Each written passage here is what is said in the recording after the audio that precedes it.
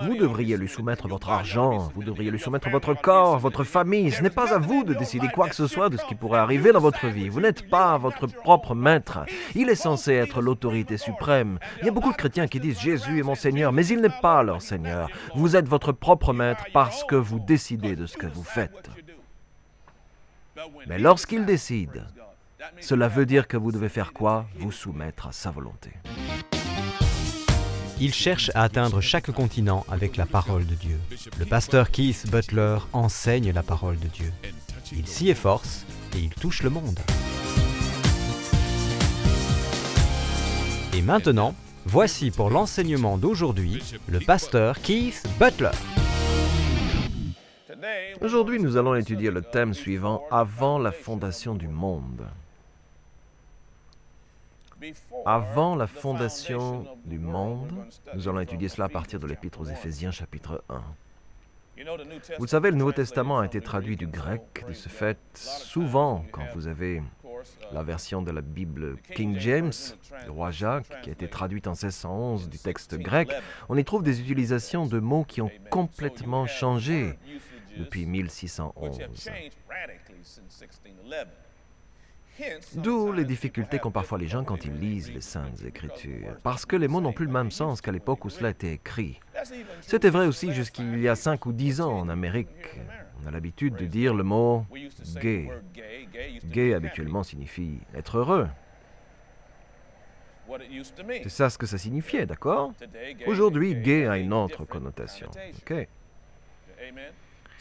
Vous pouvez dès lors imaginer que si un tel changement de sens a eu lieu en 5 ou 10 ans, ce qu'il en est depuis 1611 alors, d'accord? Je vais donc prendre le temps de décortiquer le premier chapitre de l'Épître aux Éphésiens pour vous aider à comprendre exactement de quoi il parle et ce qu'il a fait pour vous en lui.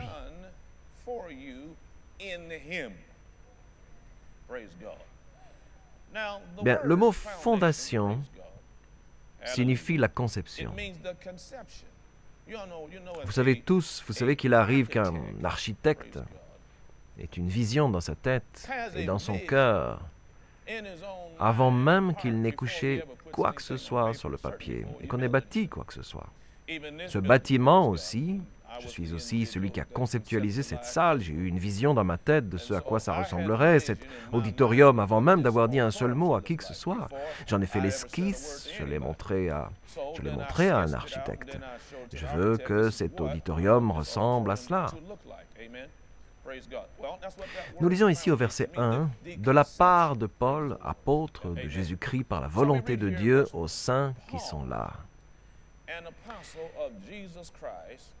By the will of God to the saints. Donc il n'écrit pas seulement pour l'église d'Éphèse. En fait, quand il utilise le terme « église » et d'autres termes similaires, il se réfère à l'ensemble des gens qui ont reçu Jésus-Christ comme leur propre Seigneur et Sauveur. Et observez ce qu'il dit. Il écrit aux saints. Le mot grec du Nouveau Testament pour saint est agios. Et ce mot est important parce que nous allons le voir un certain nombre de fois ici, dans l'Épître aux Éphésiens. Agios signifie sacré, pur. Il signifie irréprochable, consacré. Et il signifie saint, le mot saint. Cela donne parfois lieu à un malentendu. Certains pensent que les seuls à pouvoir être déclarés saints sont ceux qui ont fait 1 ou 2 miracles vérifiés par 1 ou 2 personnes, et que suite à un vote, on décide si oui ou non ce sont des saints. Mais ce n'est pas cette perception que l'apôtre Paul avait de ce mot. Il écrit au sujet de quiconque a reçu Jésus-Christ comme son Seigneur et Sauveur. Il les qualifie de agios. Vous êtes sacrés. Aux yeux de Dieu, vous êtes purs. Aux yeux de Dieu, vous êtes irréprochables, vous êtes consacrés et vous êtes saints. Alors les amis, vous pourriez dire « Merci Seigneur ». et qui sont fidèles en Jésus-Christ. Prions le Seigneur. Pistos, en grec, désigne ceux qui sont fiables, ceux qui sont croyants, ceux qui sont sérieux et ceux qui sont loyaux. Remarquez ensuite, en Jésus-Christ. En Jésus-Christ ferait référence au fait d'être en lui. L'Épître aux Éphésiens, chapitre 1, parle de Dieu le Père. Ses pensées, ses approches, ses plans, sa méthodologie et sa vision de l'avenir pour vous au travers du consacré Jésus-Christ. Et avec le précieux pouvoir du Saint-Esprit. Ensuite, il dit à ceux qui sont fidèles au consacré, chaque fois que vous voyez le mot Christ, souvenez-vous que Christ n'est pas le nom ou le prénom de Jésus. Le mot grec Christ est Christos et il décrit ce qu'il est. Il est consacré. Dans les Actes des Apôtres 10, 38, on dit comment Dieu est le Dieu qui est le Père. Souvenez-vous, ou si par hasard vous êtes un nouveau chrétien, la parole nous dit qu'il y a le Père, le Fils et le Saint-Esprit. La première épître de Jean dit qu'il y en a trois qui laissent des traces au ciel. Le Père, que nous pourrions appeler Jéhovah, le Seigneur Jésus-Christ et le Saint-Esprit ou Esprit Saint. Il a dit en Jésus-Christ que la grâce et la paix vous soient données. Le mot grâce est extrêmement important. Et il existe des tas de malentendus et de confusions aujourd'hui à ce sujet, concernant ce mot « grâce ».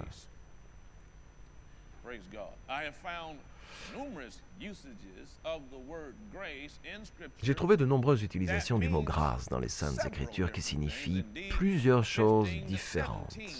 En effet, de 15 à 17 sens différents. Le mot grec pour « grâce » est « charis ». Et cela veut dire miséricorde. Définissons maintenant avant tout le mot miséricorde. Miséricorde signifie une sorte de condescendance. Cela veut dire une descente volontaire de rang. Vous pourriez avoir un général qui passe volontairement dans le privé. Cela veut dire descendre volontairement de niveau.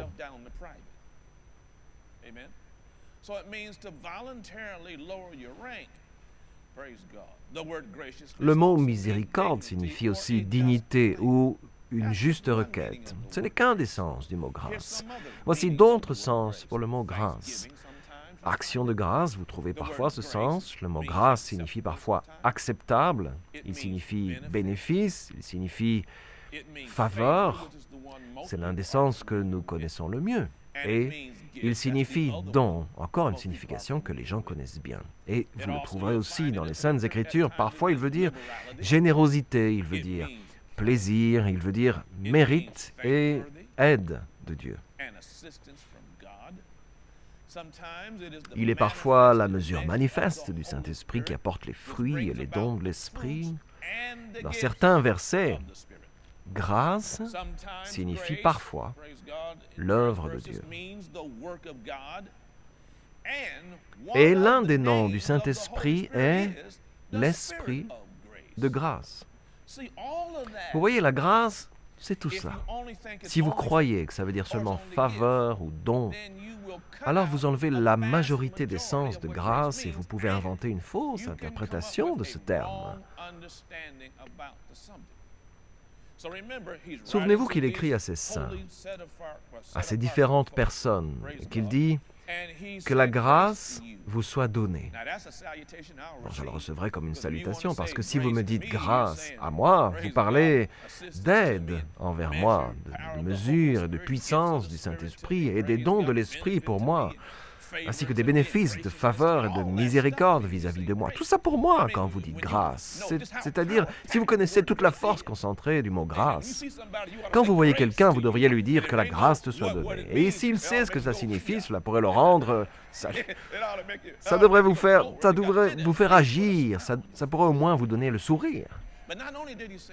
Mais il ne disait pas seulement grâce, il disait que la grâce et la paix vous soient données. Le mot grec paix est aérene. Aérene signifie prospérité, tranquillité. Eh bien, vous voyez, c'est difficile pour quelqu'un qui n'est pas prospère d'être en paix.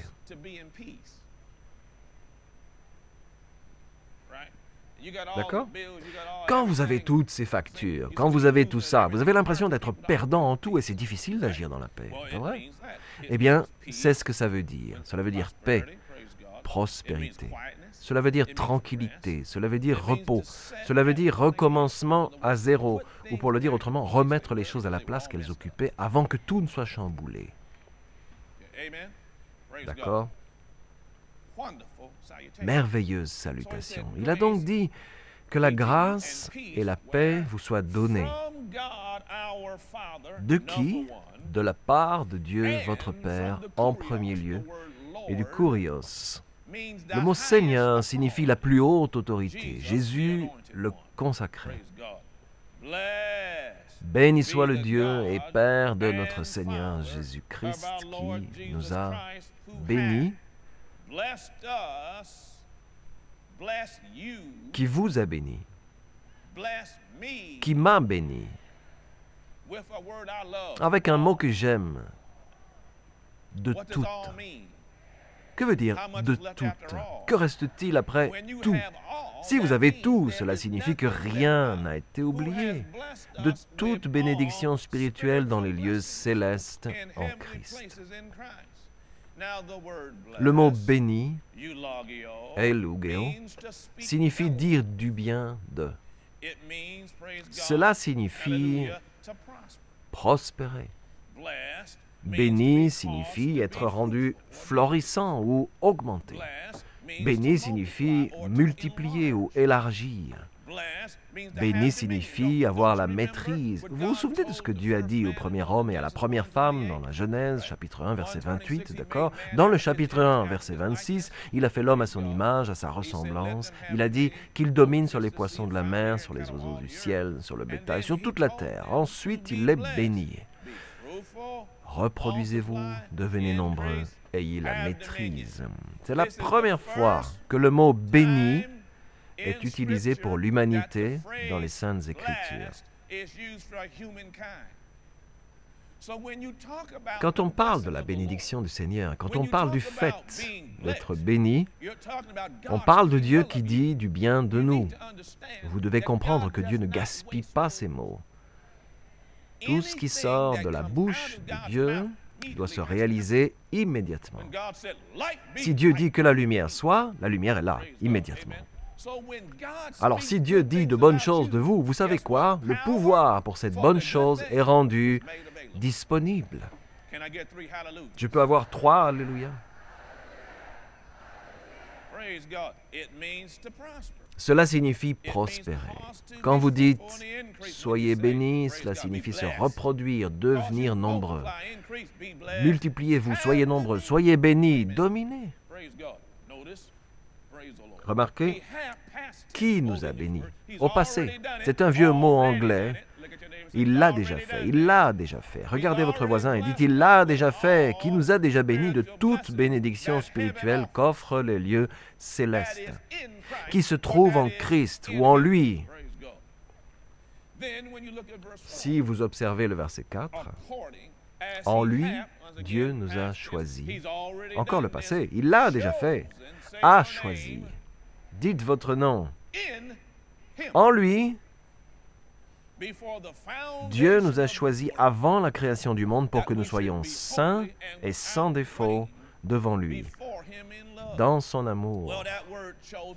Bon, le mot « choisi » signifie qu'il nous a désignés comme héritiers. Il a pris le temps et il l'a fait depuis la création du monde, ce qui signifie qu'avant qu'il ait fait la lune, avant qu'il ait accroché les étoiles, avant qu'il ait créé le soleil, avant qu'il ait créé la terre, il avait déjà décidé au commencement de la création, « Je vais vous choisir, vous, pour être mien. » Donc la première chose que Dieu avait en tête n'était pas de construire quoi que ce soit. La première chose que Dieu avait à l'esprit, c'était vous. Et c'est à cause de ses sentiments envers vous qu'il a bâti toutes ces choses. Il a bâti la terre pour vous, il a bâti le ciel pour vous, il a produit l'herbe verte pour vous, il a fait le soleil pour vous, il a bâti la magnifique Voie lactée pour vous, il vous avait en tête.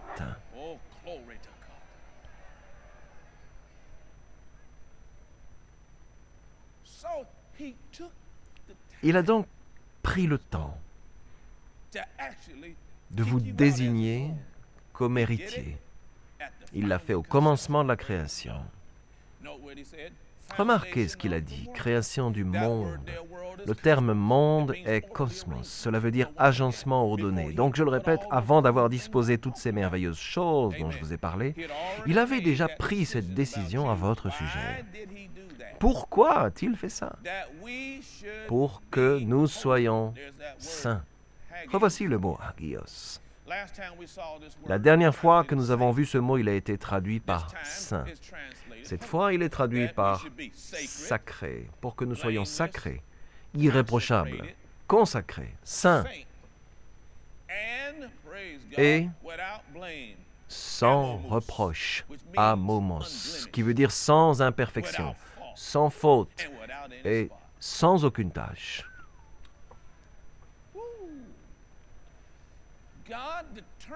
Dieu a décidé tout cela pour vous. C'est cette voie qu'il vous voyait prendre et c'est la façon dont il va agir avec vous. Et quoi qu'il arrive, il trouvera une façon de faire, si vous l'acceptez sous quelque état, forme ou manière que ce soit, qui est celle que vous emprunterez. Maintenant, gardez un doigt au chapitre 1 de l'Épître aux Éphésiens, parce que je vais y revenir et aller dans l'Épître aux Éphésiens, chapitre 5. Il me faut 3 alléluia ce matin. Dans le chapitre 5 de l'Épître aux Éphésiens, je vais commencer par lire le verset 22. La plupart du temps, quand vous entendez les gens parler du verset 22 du chapitre 5, ils pensent que cela traite de la relation entre mari et femme. Paul fait simplement une sorte de comparaison entre les deux, mais nous ne parlerons pas de la relation mari-femme, parce qu'on n'y parle pas seulement de ça. Il parle de mari et femme, et ensuite il se réfère parallèlement au Christ. Nous allons jeter un œil au Seigneur et laisser de côté la relation mari-femme pour cette fois, d'accord? Remarquez donc ce qu'il dit. Ici, au verset 22, « Soumettez-vous comme au Seigneur. » Combien parmi vous savent que nous sommes censés nous soumettre à l'autorité suprême? Bien, le verset 23, « Comme Christ, milieu du verset, le consacré, est le chef de l'Église qui est son corps et dont il est le Sauveur. » Bien, la parole nous dit dans l'Épître aux Éphésiens, chapitre 1, verset 22, si vous revenez en arrière, gardez un doigt ici au chapitre 5, parce que je ferai des allers-retours. Nous lisons le verset 22 qui nous dit, il a, en fait Dieu a, il a tout mis sous ses pieds et il l'a donné pour chef suprême à l'Église. Qu'est-ce que l'Église? Qui est son corps, la plénitude de celui qui remplit tout en tous. Ce mot plénitude signifie l'accomplissement de celui qui remplit tout en tous. Ça veut dire que l'Église remplit Jésus. Il est la tête, nous sommes les épaules, nous sommes les bras, nous sommes la poitrine, nous sommes les genoux, nous sommes les mains. Nous remplissons le corps du Christ et nous remplissons tout en tous. Autrement dit, Dieu appelle l'Église à s'implanter partout. Dieu n'appelle pas seulement les gens à la messe, au culte. Il les appelle à travailler dans les prisons. Il les appelle à travailler dans les écoles. Il les appelle à être des hommes d'affaires.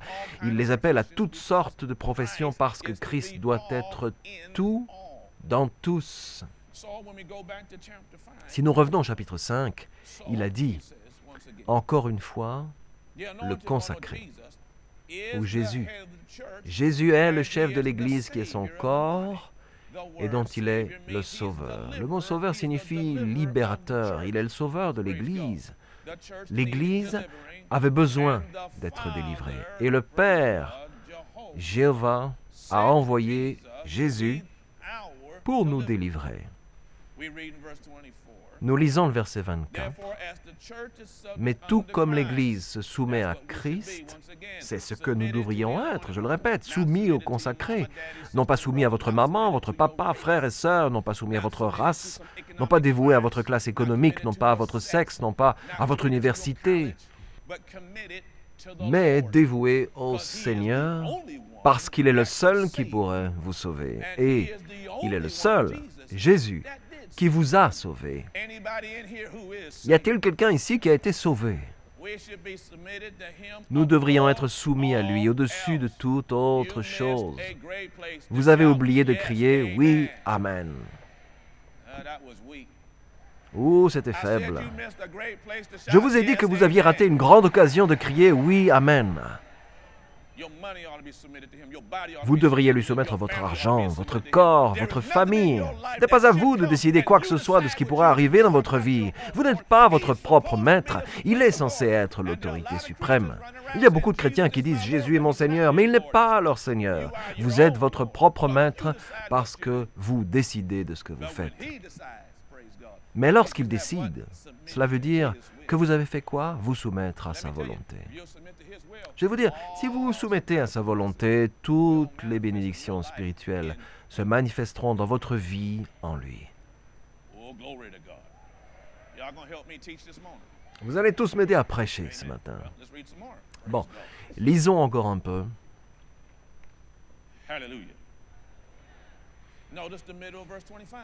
Observez le milieu du verset 25.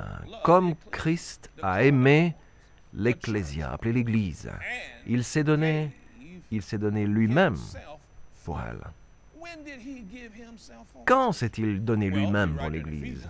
Bien, vous êtes justement dans l'Épître aux Éphésiens. La suivante est l'Épître aux Philippiens. Prenez le chapitre 2, l'Épître aux Philippiens. Nous pourrons lire quand il s'est donné lui-même pour elle. Nous pouvons le lire au verset 8. Il s'est humilié lui-même en faisant preuve d'obéissance jusqu'à la mort, même la mort sur la croix. Donc Jésus s'est donné lui-même pour vous lorsqu'il était sur la croix, mais il s'est donné lui-même pour vous parce que Dieu vous l'a donné. En effet, Jean 3,16, Dieu a tant aimé, Dieu, qui est le Père, a tant aimé le monde qu'il a donné son Fils unique. Dieu le Père a donné son Fils. Dieu le Père a donné son Fils.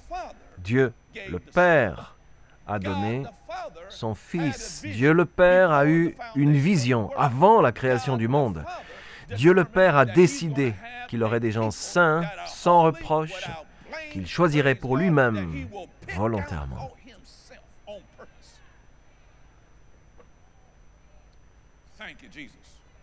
Merci Jésus. Voyez ce qu'il dit d'autre dans le verset 26. Afin de la conduire à la sainteté, cette Église, après l'avoir purifiée et lavée par l'eau de la parole.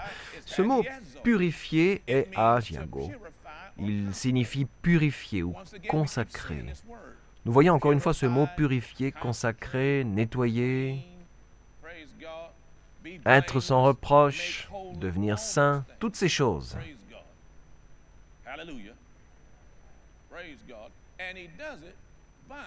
Et il accomplit cela grâce à la parole.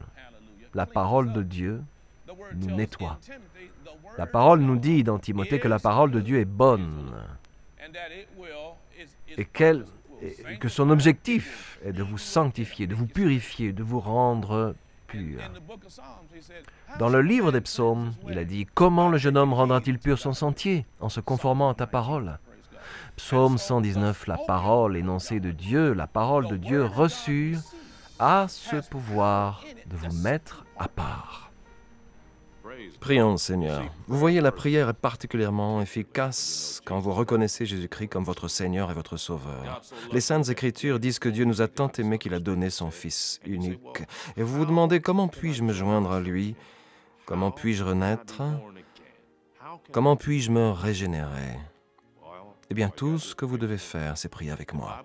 La Bible dit dans l'Épître aux Romains, chapitre 10, verset 9, « Si de ta bouche tu confesses que Jésus est Seigneur, et si dans ton cœur tu crois que Dieu l'a ressuscité des morts, tu seras sauvé. » Le verset suivant dit, « En effet, croire dans son cœur conduit à la justice, et confesser de sa bouche conduit au salut. » Et enfin, il dit au verset 13, « En effet, quiconque invoquera le nom du Seigneur sera sauvé. »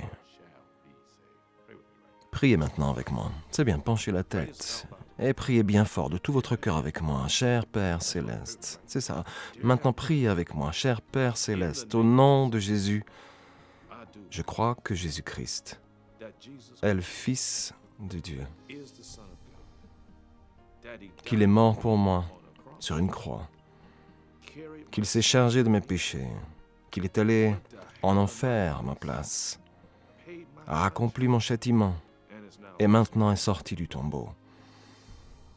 Viens dans mon cœur, Seigneur Jésus. Je te reçois comme mon sauveur et le maître de ma vie. Alléluia. C'est aussi simple que ça. Et il est maintenant présent dans votre cœur. Vous allez me dire, bon, et maintenant que dois-je faire? Nous avons un ouvrage spécial que nous voulons vous faire parvenir. Il s'intitule « D'où venons-nous » Nous serons heureux de vous l'adresser. Prions le Seigneur et je vous expliquerai tout ce que vous devez savoir. Je tiens à vous féliciter. Vous ne serez plus jamais la même personne au nom de Jésus.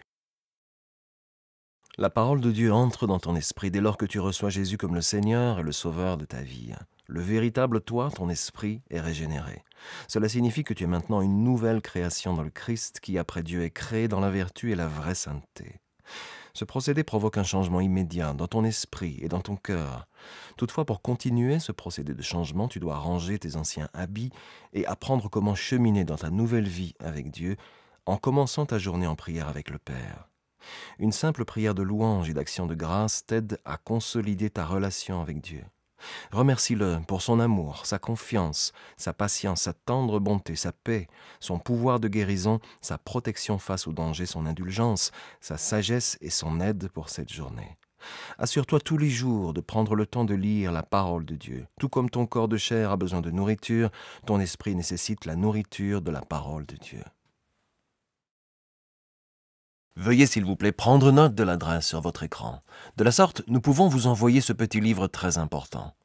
Il contient une abondance d'informations dont vous aurez besoin maintenant que vous avez décidé d'accueillir le Seigneur dans votre cœur et de continuer votre chemin avec Dieu. Finalement, il est important que vous aussi preniez le temps de trouver un lieu de culte et que vous entreteniez des relations avec d'autres croyants. Nous prions pour vous, afin que le Dieu de notre Seigneur Jésus-Christ, le Dieu de gloire, puisse vous donner l'esprit de sagesse et de révélation dans la connaissance de lui. Le programme d'aujourd'hui a-t-il été une bénédiction pour vous? Ce que vous avez entendu n'était qu'une partie de son puissant message. Vous pouvez commander la totalité du service d'aujourd'hui sur CD, DVD ou par DVD sous-titré MP3 ou MP4. Il suffit simplement de visiter notre boutique en ligne sur www.keithbutler.org ou d'envoyer un courrier à l'adresse inscrite sur votre écran, ou de nous appeler. Commandez ce livre aujourd'hui pour vous-même, un membre de votre famille ou un ami, et laissez la parole de Dieu commencer à agir dans votre vie dès maintenant.